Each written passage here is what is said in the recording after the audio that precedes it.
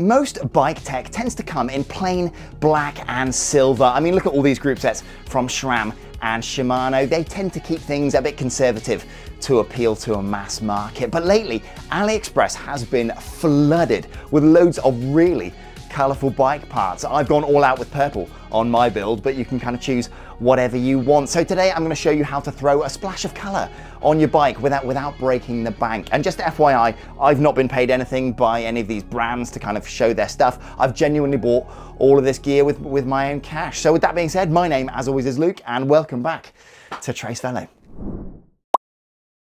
So a few months ago, I picked up these 4-piston brake calipers from a brand called Z-Race as a bit of an upgrade for my road bike. Now, I've already done a dedicated video on these, so you can check that out later if you want to. But needless to say, I think they look really, really cool, and they're definitely a bit of an upgrade in terms of braking performance over the stock calipers. I've been running them on my bike for the last few months, no problems at all. Yeah, I love these things. And they come in a few colors, obligatory black and silver, but also green, blue, and yeah, this purple color. Now, they are 75 quid for both, so not crazy cheap, but they also offer the more basic dual piston calipers in the same colors for around 45 quid a set, although I have seen them for as low as 35. I've also tried these on a previous bike, great build quality as well, so yeah, no issues. Now, a brand called 3 Pro, or is it maybe I Pro, do basically the same calipers, just in some slightly different colors. So they do a red one or these kind of mix and match colors. So yeah, loads of choice here.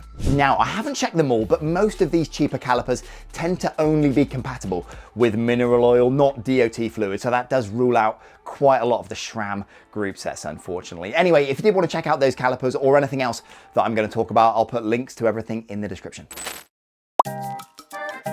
Okay, so this one I overlooked for ages, actually. So I always tended to buy either these lightweight 6-bolt one-piece rotors here, or these cheap 2-piece ones, again, from Z-Race. I was always impressed with the performance of those ones, actually. But recently, these ones have started to crop up all over AliExpress. They're sort of like dupes of the SRAM Centerline X rotors, if you're familiar, which actually cost a mind-bending 90 quid per rotor. These come in a couple of different colors, and you can pick them up for 10 or 15 quid each. Now, the ones I have are from this random brand called VXM that I'd not actually heard of before, but I've been running them for 3 or 4 months. They're super quiet under heavy braking, great bite, yeah, no issues. Another brand called Maroka, which is one I'm quite familiar with actually, do an identical version in a few other colors as well. But if they're not quite what you need, this brand called Buckloss, I think is maybe how you say it. They offer some more standard 6-bolt rotors in loads of different colors for pretty cheap. Again, I've been running a set of these Buckloss rotors on my steel road bike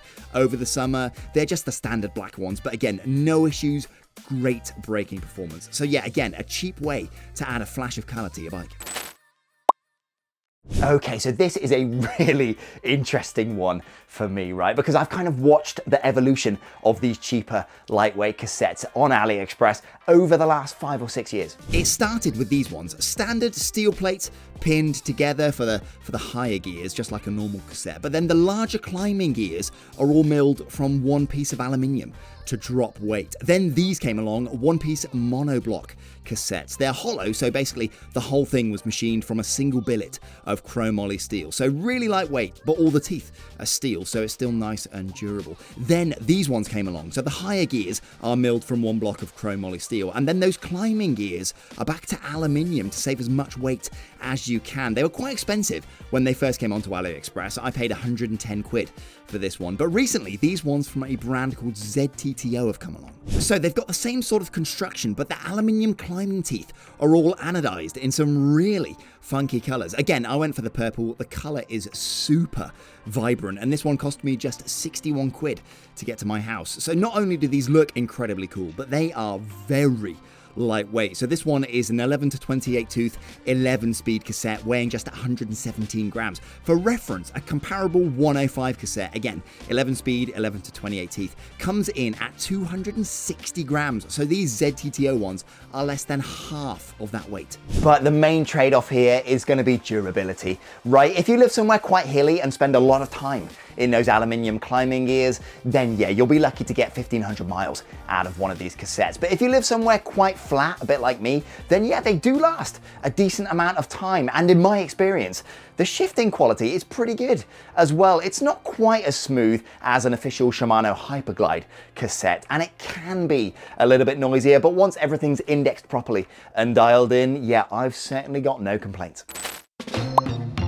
So again, this is kind of new to me actually. I've always run some pretty basic chains. So most of my bikes around here are 11 speed, and this has always kind of been my go-to choice, right? SRAM PC 1110 chains. Yeah, they work on Shimano drivetrains just as well as SRAM. They shift well, last ages, and they're really cheap as well. I normally get mine for about 12 or 13 quid on eBay. But this brand that I have quite a lot of time for actually, SUMC, they've got some really colourful chains on offer. So I went for a rainbow finish, which is essentially bluey purple, so it fits my theme. But as you can see, they come in loads of different colours, primarily for 11 and 12 speed drivetrains. Now 50 quid is quite expensive, but bear in mind these are their super lightweight chains with hollow plates and links, and SUMC is a decent brand. In my opinion, these chains are easily on par with anything you'd get from SRAM or Shimano for a similar price. Now YBN also offer some colourful chains. They do one in a full rainbow, these ones that look like the French and Italian flags, and black ones with coloured pins to match your bike. Again, not crazy cheap, but yeah, YBN chains are also really top tier. Again, another easy way to add a splash of colour. So this one is super cheap and can add that sort of finishing touch to your bike. So these purple bar end plugs I got from a brand called Meroka. They're aluminium and they come in a bunch of different colors. In my opinion, they are far superior to the standard kind of push fit end plugs that you normally get with a set of bar tape. Much more reusable, and they're like 2 or 3 quid on AliExpress, something like that. So yeah, these things are great, bit of a no-brainer if you ask me. Now, a few honorary mentions: aluminium bottle cage bolts. They come anodized in virtually any color that you want, cost absolute peanuts actually, and they're lighter than the standard plebeian steel bottle cage bolts that you would have got standard with your frame. And lastly, tubeless valves. They come in loads of different colors and you can find them for pretty cheap all over AliExpress. As it happens, I've actually stopped using tubeless on all of my bikes. I've gone back to TPU tubes for a number of different reasons. But if you did want to ditch the standard black tubeless valves and add a splash of color to your rims, then yeah, you can do that for pretty cheap as well. Right then, let me know in the comments below if there's anything I missed or anything you'd like me to check out. Links for everything that I've talked about in the description down below, and yeah, that's it. See you next time. Ciao. It's the bonus clip time. So some of you might have spotted these quite jazzy looking 6-spoke wheels that I've recently put on my Aero road bike. They do look really nice. And you might also recall I tested a set very similar, I think it was last year, and it's these, the Elite Wheels Velo 6. Now, when I tested them, they rode quite nicely, but I've got to be honest, the lateral stiffness on those, which is yeah, the kind of resistance to side movement, it was some of the lowest I've ever tested by quite a wide margin actually. These ones, however, these are the version 2 of those wheels. They reprofiled each of these bladed spokes and kind of changed the entire layup on the wheel, and I'm happy to report the lateral stiffness on front and rear is much improved over the version 1. They're now kind of on par with quite a stiff, regularly spoked wheel actually, which is really great to see, because some of you might also remember I built myself a lateral stiffness testing rig under here so I can quite accurately measure lateral stiffness. And yeah, these are much better. Now the ride quality is still quite harsh, I'm not gonna lie, because there is little to no vertical compliance in the wheel set, but they certainly feel fast and they look the business. So yeah, review on these coming soon. And as I mentioned TPU tubes earlier on, you can see I'm running Ride Now tubes on this wheel set. Basically, well, one of the main reasons I ditched tubeless is because I swap out wheels and tires quite often, and having to kind of clean everything out each time was just such a pain.